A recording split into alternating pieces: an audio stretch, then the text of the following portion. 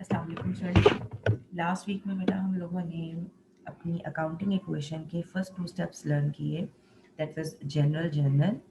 और general journal के बाद हम लोगों ने लेजर्स बनाना सीखे थे, that was T accounts prepare किए थे आप लोगों ने।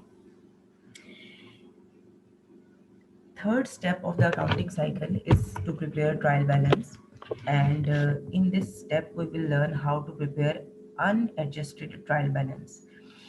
Unadjusted इसको इसलिए कहते हैं स्टूडेंट्स क्योंकि इसमें कुछ अकाउंट्स अभी ऐसे हैं जिनको एडजस्टमेंट रिक्वायर्ड है। इट मीन्स कि वो उनको अभी हमें एडजस्ट करना पड़ेगा। अकाउंटिंग पीरियड के एंड पर हम उनको एडजस्ट करते हैं और नेक्स्ट वीक में हम लोग एडजस्टमेंट प्रोसेस से गुजरेंगे। ठीक, तो इस फिलहाल आप यही समझे कि हम थर्ड स्टेज पर हैं और थर्ड स्टेज का नाम अनएडजस्टेड ट्रायल बैलेंस है। और इसमें फ्यू अकाउंट्स जो जिनको एडजस्टमेंट्स रिक्वायर्ड हैं वो एक्चुअली एक्सपेंस और रेवेन्यू रिलेटेड अकाउंट्स होते हैं। यहाँ पर स्टूडेंट्स इस स्लाइड में थ्योरेटिकल एक्सप्लेनेशन गिवन है कि ट्रायल बैलेंस कैसे प्रिपेयर किया जाता है। सबसे पहले तो आप लोगों के पास जितने भी आप लोगों ने लेजर्स प्रिपेयर किए हैं, लेजर्स, उन लेजर्स के एंडिंग बैलेंसेस आपको गिवन होंगे। इट मीन्स आपने कंप्यूट करके रखे हुए हैं कि एंडिंग बैलेंसेस लेजर्स के ये हैं। अब उनमें से कुछ का डेबिट बैलेंस होगा, कुछ का क्रेडिट बैलेंस होगा। तो ट्रायल बैलेंस एक 3 कॉलमर शीट होती है जिसके अंदर हम डेबिट बैलेंसेस को एक साइड पे लिखते हैं, क्रेडिट बैलेंसेस को एक साइड पे लिखते हैं। उसके बाद हम डेबिट बैलेंस को प्लस कर लेंगे और क्रेडिट बैलेंसेस को ऐड अप कर लेंगे। हमारे total debit balance total credit balance के इक्वल होने चाहिए, इसीलिए इसका नाम, इसका ट्रायल बैलेंस बैलेंस होना चाहिए आपका। थ्योरेटिकली समझने की बजाय ये न्यूमेरिकली देखिएगा इसको। मेरे पास लेट्स से 14 अकाउंट्स यहाँ पर मेंशन है इस ट्रायल बैलेंस में। ये एक फास्ट फॉरवर्ड कंपनी को हम फॉलो कर रहे थे। इसी के जनरल एंट्रीज मैंने आपको लेक्चर में डिस्कस की थी, इसी के लेजर्स मैंने आपके साथ अपने लेक्चर्स में डिस्कस किए थे। तो यहाँ पे देखिएगा ये एक 3 कॉलमर शीट आपको नजर आ रही होगी, ये है हमारा अनएडजस्टेड ट्रायल बैलेंस। लेकिन उसमें फर्स्ट 3 लाइन्स जो आपको नजर आ रही हैं, that is the part of the format. It means कि आपने सबसे पहले अपनी कंपनी का नाम लिखना है कि आप किस बिजनेस के लिए इस स्टेटमेंट को प्रिपेयर कर रहे हैं। The name of the company in this particular case is fast forward, तो हमने फास्ट फॉरवर्ड का नाम सबसे ऊपर सेंट्रल में मिडल में लिखा। उसके बाद हमने स्टेटमेंट का नाम लिखना होता है जिस स्टेटमेंट को आप प्रिपेयर कर रहे हैं। So you will clearly right the name unadjusted trial balance second line में, और थर्ड लाइन में आप लिखते हैं वो डेट जिस डेट पर आप इस स्टेटमेंट को प्रिपेयर कर रहे हैं। तो यहाँ पर 31 दिसंबर सन 2015 में ये अकाउंटेंट बैठ के ये स्टेटमेंट को प्रिपेयर कर रहे हैं। सो 31 दिसंबर से हमें ये भी पता चल रहा है कि ये कंपनी एनुअल बेसिस पे वर्कआउट कर रही है और ईयर एंडिंग पर ये अपनी स्टेटमेंट्स प्रिपेयर कर रही है। 3 कॉलमर शीट में पहला कॉलम होता है जिसके अंदर आपके अकाउंट्स और उसके टाइटल्स गिवन होते हैं। जैसे आपको एक्सट्रीम लेफ्ट हैंड साइड पर नजर आ रहा होगा कैश, अकाउंट रिसीवेबल, सप्लाईज, ये सब आपके अकाउंट टाइटल्स हैं, राइट। सेकेंड कॉलम होता है डेबिट का, लास्ट कॉलम होता है आपके पास क्रेडिट का। ये 3 कॉलमर शीट होती है हमारे पास। अब आपके पास जो टी अकाउंट्स बने हुए हैं, लेजर्स बने हुए हैं, राइट, जिनका एंडिंग बैलेंस जो आप लोगों का आ रहा है डेबिट आ रहा है, उनको आप डेबिट साइड पे लिखते जाएं। फॉर एग्जांपल आपने जो भी क्वेश्चन सॉल्व किया हुआ है अब तक, अब एटलीस्ट आप लोगों ने अब तक 6 क्वेश्चंस ऐसे हैं जो मैंने प्रैक्टिस क्वेश्चंस में आप लोगों से डिमांड किए हुए हैं। इट मींस मैं एज्यूम करती हूँ कि वो आप लोगों ने सॉल्व किए होंगे। तो आप उसमें देखिएगा कि उसमें कैश का अगर आप टी अकाउंट उठाएंगे तो कैश का टी अकाउंट का balance, ending balance T account का डेबिट आ रहा होगा, तो उसका डेबिट बैलेंस है, उसको डेबिट साइड पे लिखें। इस केस में अकाउंट रिसीवेबल का डेबिट बैलेंस है लेकिन निल है। इट मींस जितना डेबिट था उतना ही क्रेडिट हुआ, तो टी अकाउंट का नॉर्मल बैलेंस 0 हो गया। फॉर एग्जाम्पल आपने किसी को 800 रुपए की चीजें उधार पे बेची थी, उसने 800 रुपए आपको वापस कर दिए, तो उस अकाउंट रिसीवेबल का बैलेंस 0 हो चुका था। लेकिन उसका एंडिंग बैलेंस क्योंकि डेबिट साइड पर आता है, normal account receivable is an asset account, it has an normal debit balance, उसको हम डेबिट बैलेंस साइड पे लिखेंगे। इसी तरह सप्लाईज, प्रीपेमेंट, एसेट्स और एक्सपेंसेस का नॉर्मल बैलेंस डेबिट होता है, तो वो ज़्यादातर आपको नजर आ रहे होंगे डेबिट साइड पे। सबसे ऊपर आप देख लें कि आपको नजर आ रही हैं एसेट्स, और डेबिट कॉलम में एंड में अगर आप देखें तो आपको एक्सपेंसेस नजर आ रहे होंगे। इसी तरह जो क्रेडिट्स, जो आपके अकाउंट्स हैं, टी अकाउंट्स जिनका बैलेंस क्रेडिट आ रहा है, वो ज़्यादातर वो अकाउंट्स होंगे जिनकी लाइबिलिटीज़ और ऑनर्स इक्विटी रिलेटेड अकाउंट्स होंगे और रेवेन्यू रिलेटेड अकाउंट्स होंगे। सो लाइबिलिटीज़, ऑनर्स इक्विटी और रेवेन्यू के नॉर्मल बैलेंसेस क्रेडिट होते हैं, तो उस साइड पे देख ले ज़्यादातर आपको ऐसी अकाउंट्स नज़र आ रही हैं, जैसे unearned consulting revenue, unearned liability होती है आपकी। Common stock owner equity account है। Then we have consulting revenue, या आपने रेवेन्यू अर्न किया है, रेंटल रेवेन्यू, दोनों रेवेन्यू सोर्सेज हैं आपके। तो इन सब के नॉर्मल बैलेंसेस कैसे आ रहे होंगे? क्रेडिट। टी अकाउंट्स अगर 25 हैं तो उन 25 को लिस्ट डाउन कर लें। आपके पास क्वेश्चन में 30 बन रहे हैं, क्योंकि अभी फिलहाल मैंने आप लोगों को बहुत छोटे छोटे क्वेश्चन दिए हैं, तो उसमें आप लोगों के पास ज़्यादा से ज़्यादा 10-12 अकाउंट्स बन रहे होंगे। जो भी अकाउंट्स हैं, अगर 12 हैं तो 12 को लिस्ट डाउन कर लें, 25 हैं तो 25 को लिस्ट डाउन कर लें। लिस्ट डाउन करने के बाद अब आप डेबिट साइड का जो कॉलम है, कॉलम डेबिट के कॉलम को प्लस करें। It means 4275 in this particular case, plus 9720, 2400, 26200, 1400, 1305, इन सबको प्लस करें। आपके पास डेबिट साइड का प्लस आ जाएगा। इसी तरह क्रेडिट साइड का जो कॉलम है उसको भी सम अप कर लें। उसके बाद देखें कि आपके पास टोटल कितना आ रहा है।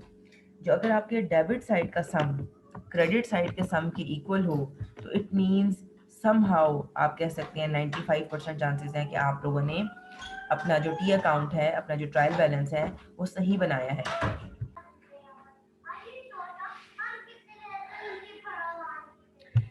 सो यहाँ पे नरेशन में स्टूडेंट्स उसके गिवन है, the trial balance list all accounts balances in the general ledger, if the books are in balance the total debits will equal to the total credits. Next देखिएगा students, मैंने अभी आपसे कहा कि अगर बैलेंस इक्वल ना आए तो फिर इसका मतलब है आपने एरर को कैसे लोकेट करना है। ट्रायल बैलेंस का अगर बैलेंस इक्वल नहीं आ रहा, तो सबसे पहले तो ये जो 5th नंबर पे सिचुएशन गिवन है, ये चेक करें आप। सबसे पहले तो स्टूडेंट्स इस चीज़ को वेरीफाई करना है कि जो आप लोगों ने जनरल एंट्री है, सॉरी 6th नंबर पे जो है, सबसे पहले इस इंफॉर्मेशन को देखें कि जब एक स्टूडेंट जनरल एंट्री पास कर रहा है, तो क्या वो डेबिट जितना उसने किया है एक एंट्री में, क्रेडिट भी उतना ही अमाउंट की है। अगर लेट से एक सिचुएशन है कि आपने एक एसी है, वो 50,000 का है, आपने 30,000 डाउन पेमेंट कर दिया, 20,000 उसने लाइबिलिटी क्रिएट कर ली है, तो क्या उस बच्चे ने एंट्री में 50,000 का डेबिट और कैश क्रेडिट किया है, 30,000 अकाउंट्स पेबल क्रेडिट किए हैं 20,000? अगर तो उसने ऐसा किया है तो उस एंट्री में डेबिट और क्रेडिट इक्वल है। लेकिन अगर स्टूडेंट ने 50,000 डेबिट कर दिया और 30,000 लिख दिया, सिर्फ कैश अकाउंट पेबल लिखना भूल गया, तो यहाँ पे देख लें कि जनरल एंट्री में डेबिट और क्रेडिट इक्वल नहीं है, तो कभी भी उसका ट्रायल बैलेंस इक्वल नहीं आएगा। डबल एंट्री अकाउंटिंग सिस्टम ये कहता है कि जितना भी आपने अमाउंट डेबिट की है, उतनी ही अमाउंट आपने क्रेडिट करनी है हर ट्रांजेक्शन में। ठीक हो गया। उसके बाद जब आप जनरल को कंफर्म कर लें, तो उसके बाद आप देखें कि आपने हर जनरल का अकाउंट का लेजर बनाया है। फॉर एग्जाम्पल, अगर इस केस में आपने एसी था, तो एसी आपने एसी का लेजर बनाया है, एसी की वो अमाउंट लेजर में पोस्ट की है। कैश कैश जो आपने डाउन पेमेंट की है, उस कैश को आपने लेजर में पोस्ट किया है, उसकी अमाउंट को, जैसे 30,000 आपने डाउन पेमेंट की है, तो 30,000 आपने लेजर में पोस्ट किया है। अकाउंट्स पेएबल, नेक्स्ट अकाउंट उठा लें, लाइबिलिटी अकाउंट आपने लेजर बनाया है, उसमें ये अमाउंट 30,000 ही आपने उसमें 20,000 ही आपने अकाउंट्स पेएबल के अंदर पोस्ट किए हैं।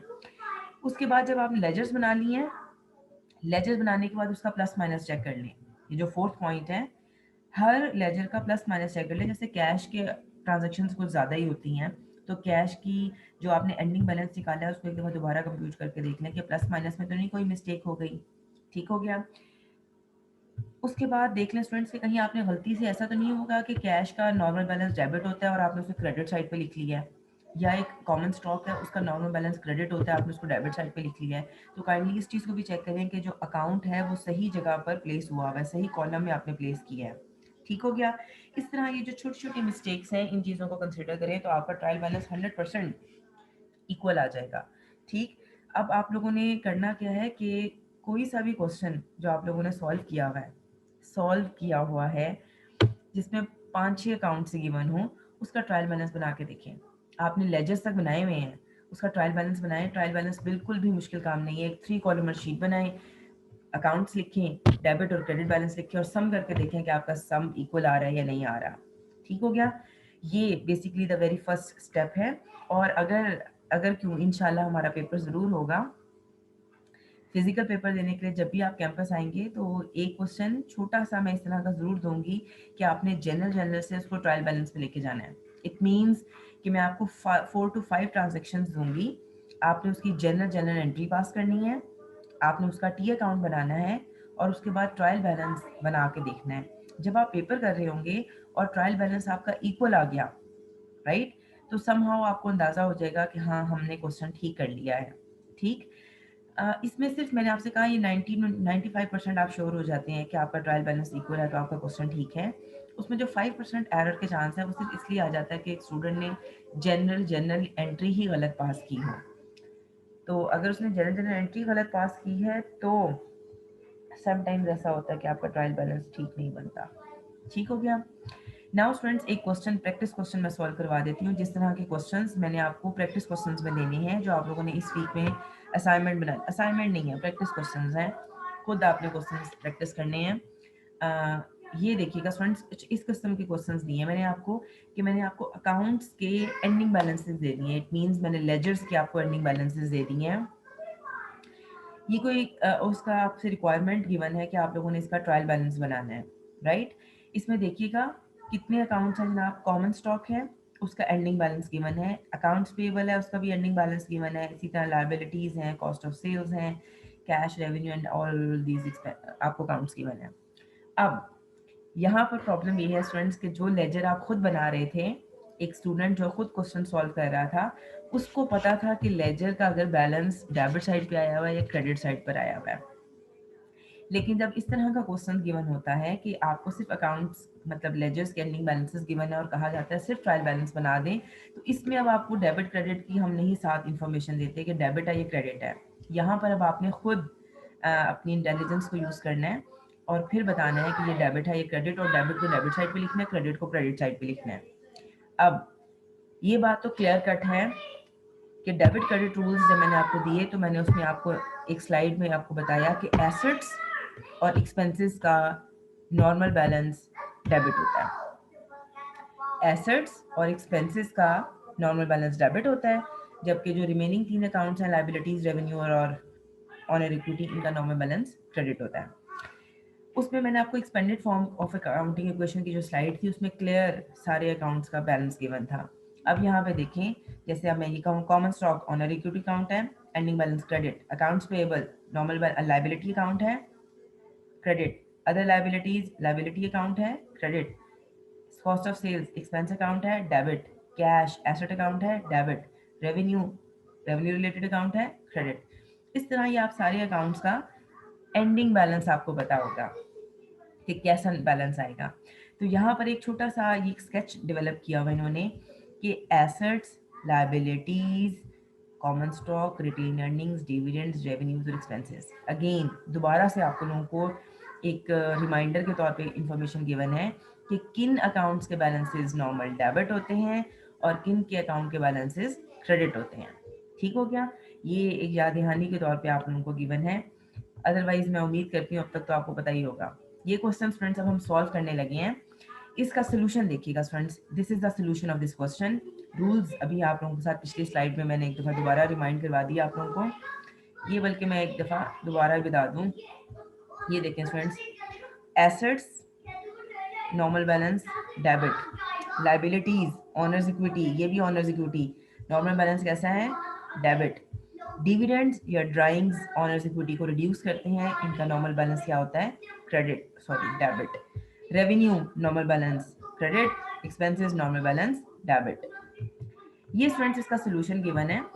सोल्यूशन में देखिएगा अब आपने क्या किया है कि कैश 10,746 का डॉलर अमाउंट गिवन है, तो डॉलर अमाउंट हम एक दफ़ा शुरू में ही मेंशन कर देते हैं ताकि पता चल जाए सारी अमाउंट्स डॉलर में है। तो कैश का बैलेंस है 10,746, तो मैंने डेबिट साइड पर लिखना है उसको 10,746। इसके अलावा मैं ढूंढूंगी जितने एसेट्स हैं उन सबको राइट डाउन करूंगी। यहाँ पे देखिएगा अकाउंट रिसीवेबल किधर गया, ये रहा account receivable. Account receivable asset है, बैलेंस कितना है 10,930, ओके जी 10,930 डेबिट साइड पे लिख लिया। लैंड एंड इक्विपमेंट एसेट है, एसेट्स का नॉर्मल बैलेंस डेबिट है, डेबिट साइड पे लिखा। Investments and other assets asset account है, फिक्स एसेट्स हैं आपके, आप लोगों ने इसका डेबिट बैलेंस लिखा। इसी तरह लाइबिलिटीज, ऑनर्स इक्विटी, एक एक अकाउंट यहाँ से टिक करते जाएं, किसी अकाउंट को मिस नहीं करना। अगर आपने किसी अकाउंट को मिस किया, अगेन बैलेंस इक्वल नहीं आएगा। तो सारे अकाउंट्स, अगर यहाँ पे ऊपर 12 अकाउंट्स गिवन है तो नीचे 12 अकाउंट्स से आपने प्लेस करने हैं। बस इसमें हम थोड़ी सी केयर इस तरह करते हैं, अभी आपको ऐसा अगर केयर नहीं कर होती तो इट्स ओके, अदरवाइज हम ऐसा करते हैं कि पहले हम करंट एसेट्स लिखते हैं, फिर हम नॉन करंट एसेट्स लिखते हैं, करंट लाइबिलिटीज़ लिखते हैं, नॉन करंट लाइबिलिटीज़ लिखते हैं, फिर ऑनर इक्विटी के अकाउंट्स लिखते हैं, फिर हम रेवेन्यू और फिर हम एक्सपेंस रिलेटेड अकाउंट्स लिखते हैं।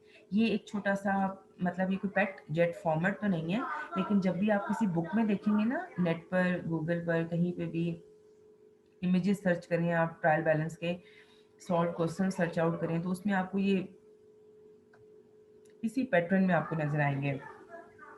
इसमें ये पैटर्न हम इस तरह अरेंज करते हैं कि पहले हम रियल अकाउंट्स लिखते हैं, मतलब एसेट्स, लाइबिलिटीज और ऑनर्स इक्विटी, फिर रेवेन्यू और फिर एक्सपेंस, ये जो हमारे नॉमिनल अकाउंट्स होते हैं इनको हम लेटर ऑन मेंशन करते हैं। आगे आपकी मर्जी है, शुरू में अगर आप क्वेश्चन सॉल्व करना चाहें तो आप जैसे मर्जी रैंडमली बेशक लिख लें, मुझे कोई प्रॉब्लम नहीं है। Okay, slides come to an end. अब मैं आपके साथ वो जो मैंने आप लोगों को प्रैक्टिस क्वेश्चंस देने हैं वो शेयर कर लेती हूँ, वो मैं आपको दिखा देती हूँ एक दफ़ा कि वो मैंने कैसे बनाए हैं। कहाँ गए? वीक 4।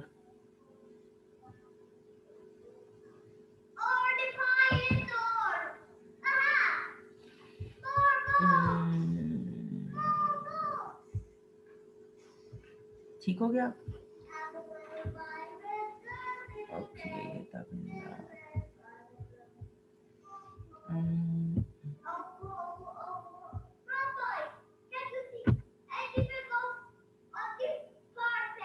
ओके, होपफुली ये देखिएगा स्टूडेंट्स, ये अब आप लोगों के पास क्वेश्चंस हैं जो आप लोगों ने सॉल्व करने हैं। यहाँ पर ये बिल्कुल उसी तरह का क्वेश्चन है कि आप लोगों को कुछ अकाउंट्स गिवन है, उनके बैलेंसेस गिवन है, अगेन डेबिट क्रेडिट गिवन नहीं है। यहाँ पर अब आपने अपनी सेंस यूज करनी है और आपने सिंपल अनएडजस्टेड ट्रायल बैलेंस बनाना है, राइट? अनएडजस्टेड ट्रायल बैलेंस बनाना है, और बनाना कैसा है? फॉर्मेट में बनाना है। तो फॉर्मेट में बनाएं। अब आपने ये देखें, अकाउंट्स पेएबल, करंट लाइबिलिटी या लाइबिलिटीज का बैलेंस कैसा होता है? Credit. Account receivable, asset account है, कैसा बैलेंस होता है? डेबिट।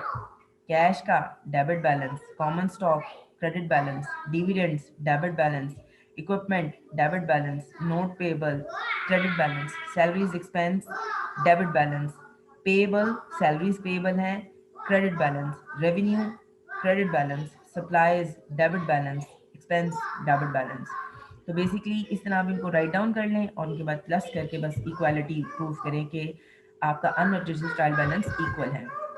सिमिलरली ये एक सेकंड क्वेश्चन है, सेम पैटर्न पर आपने अनएडजस्टेड ट्रायल बैलेंस बनाना है।